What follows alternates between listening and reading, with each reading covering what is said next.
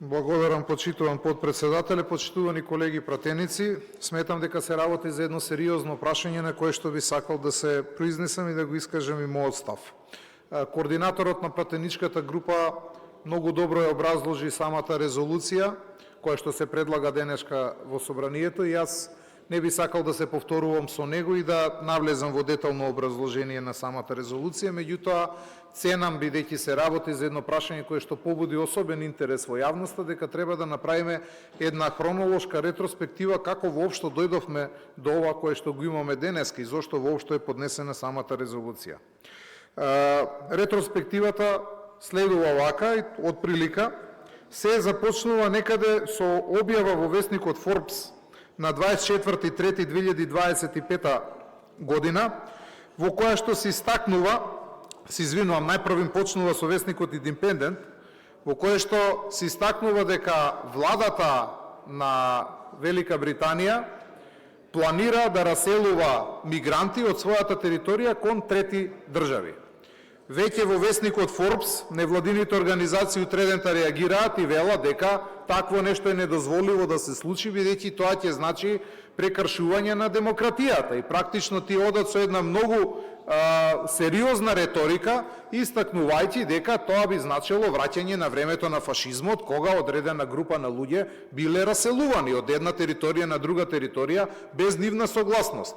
Тука од прилика и запира таа тема, но не повеќе од еден месец, кога повторно имаме еден надпис во Guardian на 15.5, во кој што се вели наводно, цитирам, се откриваат плановите на премиерот за депортација на мигранти надвор од својата територија.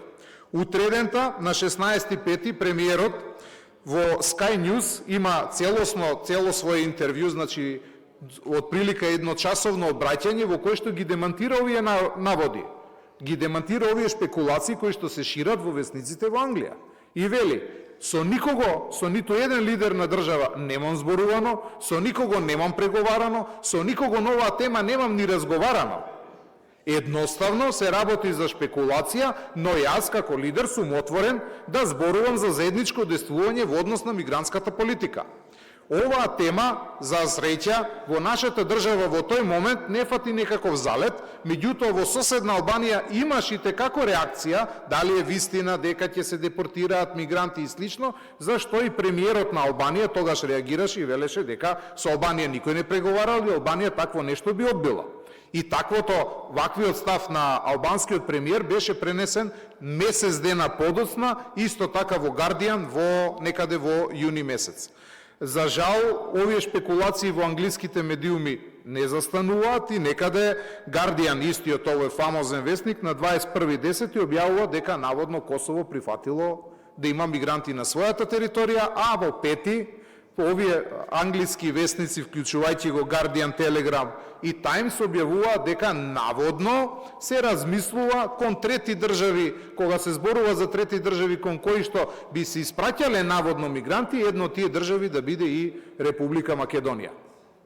Можеме да видиме дека, ако ги следиме англиските медиуми, дека последнава година, 2025, ова е прашање кое што и текако им е значено.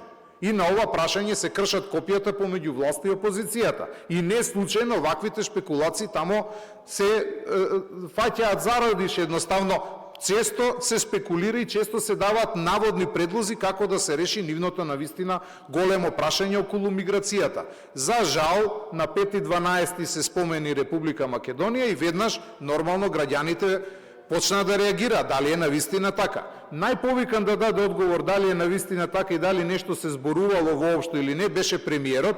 Премиерот, за разлика од некои претходни премиери кои што се криеа и работите ги чуваа по тепих, веднаш јавно истапи и кажа: нити е зборува, нити некој побарал од нас такво нешто, нити е зборувано на оваа тема, но доколку дојде до зборување, веднаш ќе биде одбиено и додека е тој премиер, мигрантски кампови и населување на мигранти од други територии на територијата на Република Македонија ќе нема. Во контекст на овој одговор дадо уште двајца релевантни кои што беа повикани да дадат одговор, а тоа е министерот за внатрешни работи и министерот за надворешни работи. За жал, граѓаните на Република Македонија се уште живеат во страв од наводно случување на некоја си нова мигрантска криза. Зошто ги оправдувам граѓаните во своите ставови? Па бидејќи во изминатите 30 години реално имаше низа на политичари кои што она што го ветува не го исполнува, практично ги лажеа.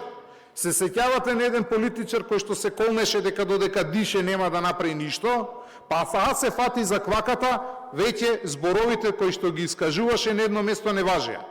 Научени граѓаните дека не може на политичарите во кои што се вбројуваме и ние да им се верува. Нормално е дека ќе имаат ваква бурна реакција како што има. Ваквите бурни реакции ги злоупотребува опозицијата. Зошто ги злоупотребува опозицијата? Па тие немаат друга тема. Тие мора да најдат своја тема за да фатат зародиш и секако се нешто што е насочено спротивно на власта тие гледаат да го злоупотребат. Сметам дека за ова прашање на кое што се е страв помеѓу граѓаните и кое што е особено осетливо за секој еден граѓанин на оваа држава, не треба да се користи за дневно-политички алатка, како дневно-политичка алатка и како актуелна тема. Но, за жал, опозицијата токму тоа го прави. Вие знаете за најавите од лидерот на дел од опозицијата, кој што кажа, прво нешто што ќе правиме тоа е собирање на онлайн подписи, па после ќе поднесеме наводна резолуција во собранието, а после тоа ќе излеземе на штрајк. На не име темата, и тие се доволно свесни да знаат дека од мигранти нема ништо, меѓутоа нивната основна алатка е како да дојдат до ситуација која што би ја насочиле против актуелната власт. И тоа се тие прљави работи кои што се случуваат во политиката. На нас како владеачко мнозинство, на владата, генерално на власта, и остануваат следните две опции. Првата опција е да си молчи и да остави оваа тема да помине, бидејќи ќе помине, ќе се види дека нема да дојдат мигранти. А втората опција е да се обиде со сите своји средства да ги убеди граѓаните дека навистина не постои никаква реална опасност од она што се шпекулира во јавност. Владата како одговорна влада и воопшто владеачкото мнозинство веднаш прибегнуваат на оваа втора варијанта. Сакате резолуција, повелете, еве ви резолуција. Еве резолуција во која што сите заеднички ќе се сложиме дека мигранти, дали ќе биде лингвистички, дали се легални и нелегални, во каква било форма, од други држави, од трети земји, во Република Македонија нема да се населуваат. И тоа е суштината на оваа резолуција на која што се подпишавме сите пратеници од владеачкото мнозинство, на која што се подпишав и јас. Јас морам да ви кажам дека имав дилема пред подпишување на самата резолуција. Зошто? Бидејќи не можеме ние на дневно политички теми кои што се во некоја друга држава, во случај Велика Британија, кај нас да предизвикува ваков тектонски потрес и ние да мора веднаш да реагираме. На што тогаш ќе личиме како држава? Меѓутоа, за жал, опозицијата превише ја злоупотреби темата, граѓаните навистина живеат во страф и во паника. Еве начин како да докажеме дека навистина до такво нешто во нашата држава нема да дојде.